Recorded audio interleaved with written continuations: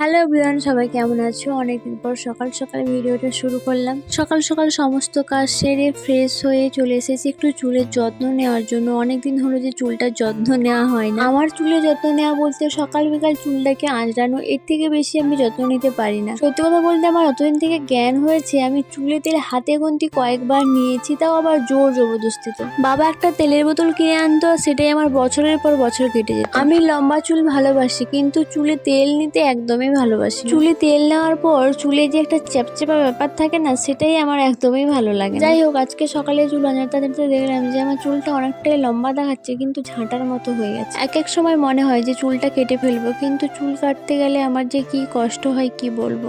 অনেক তো চুলের যত্ন নিলাম, তারপর দেখলাম যে শরীরেও রক্ত নেই, তাই খেয়ে নিলাম কুলেখাড়ার রস। আমাদের যদি শরীরে রক্ত কম থাকে তবে প্রত্যেকদিন সকালবেলায় কুলেখাড়ার রসটা খেতে পারো, এটা খুব উপকারী।